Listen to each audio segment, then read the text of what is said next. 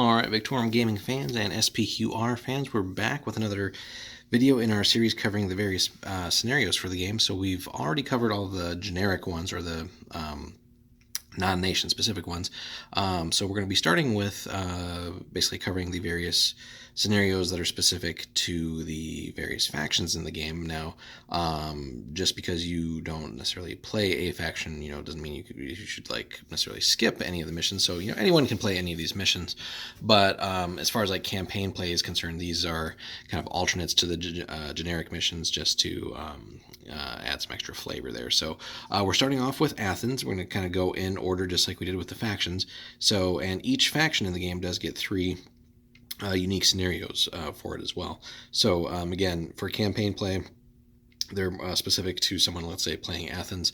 But if you're just playing like a one-off game, having fun or whatever, or you want to use these for like a tournament or something, by all means, you're not necessarily restricted. So that in that sense, the game actually comes with something like 30 plus missions or something like that. I'm not sure what the total number is, but there's definitely a lot of different scenarios out there. So really, no one should be getting bored by playing the same thing over and over again. So with that said, so we're going to cover Slave Raid first, and then second video will be Strategic Conquest, and then the last one Night in Athens. And then that'll wrap up our little mini series for Athens as we move on to the other factions. So Slave Raid is basically a pretty heads-up mission, very similar to kind of just that first mission, I think, from the generic missions. Basically just kill the other side, more or less. But let's take a look.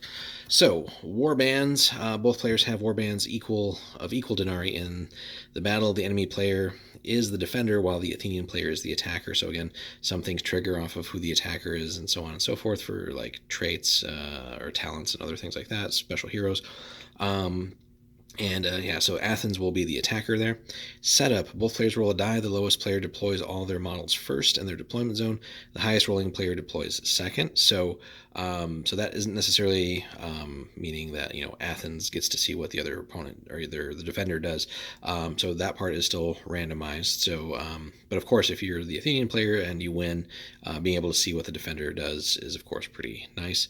And then both players roll a die. The player who rolls highest takes the first phase of the game. So it's not necessarily that the attacker will be going first here. So there's still a little bit of thought that needs to be going into like how you deploy and stuff like that.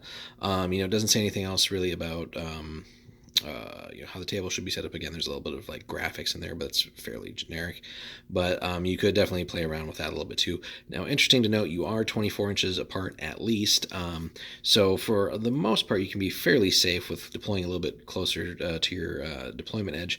However, one thing to keep in mind, certain combinations of talents and stuff like that with certain units do allow someone to potentially move 24 inches in a turn. So it's not going to be common, but there is a potential for like a first turn contact, basically. So you do want to keep that in mind. But by and large, you are starting fairly far apart, so you do have a little bit of breathing room for at least that first turn just to get some maneuvering done.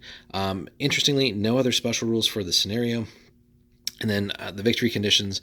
The fight continues until all the models in one warband have been completely removed from the table, either through injury or failure of will to fight. The remaining warband is the victor. So it's really just, kill the other side for a mission. So I feel like it's a little bit of a misfire just as far as there's more opportunity for something like this. I feel like they could have had something where you have either kind of like the cattle raid scenario, something to capture to represent that you're hunting slaves or something like that for the Athenians. So I feel like a little bit more could have been done with this. It really is just a generic beat the other side kind of mission. So if you're playing your own campaign or whatever, and you want to come up with some house rules, certainly there's ways to spice up the mission a little bit. And if you guys have any ideas, whatever, definitely drop those in the comments. Be eager to hear what other people have come up with if you've tweaked this mission at all.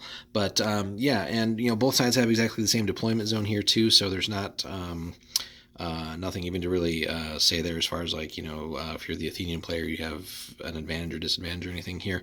So the caveat here is that you're 6 inches from the board edges, but again, you're 24 up, and you can assume this would probably be like a 4-foot wide table. So you have a basically a 12-inch deployment zone here. So I think, like, what was it, 12 by 36 would probably be if this is a 4 by 4. A fair bit of room. So this works for smaller and even slightly bigger games too. So there's plenty of space. But again, it really is just a straight up fight. So, all the normal things that we've talked about in other videos apply. So you definitely want to, if your opponent's deploying first, obviously you have a little bit of advantage there. You can kind of see what they've done, figure out what their capabilities are, and then deploy accordingly. Now again, you might not be going first; that is separate, but definitely seeing what the opponent sets up first is always key. And then obviously if you can go first too, that can be pretty nice too. Although sometimes letting the opponent go first and then reacting, if you've already got a good game plan in place, that can be really nice because you could have maybe had the better deployment. But if you kind of get the worst of everything where you're deploying second and you're going second, it does make sense to, whichever side you're on, Athenian or the defender, it does make sense to deploy carefully and kind of, again, think about what the opponent might be bringing to bear against you. So but yeah, other than that, again, there's just the lack of special rules for this is a little disappointing. I feel, again, a little bit more could have been done with the mission just to make it uniquely Athenian as opposed to just, this is a heads up fight. So maybe at some point they'll, I don't know if they really would like FAQ a mission or something like that, but there certainly could be more done with that. But anyway, that is the slave raid scenario for the Athenians. So if you could smash that like button, and if you haven't subscribed already, please subscribe. That definitely helps out. We appreciate all of those. And then stay tuned for the next video.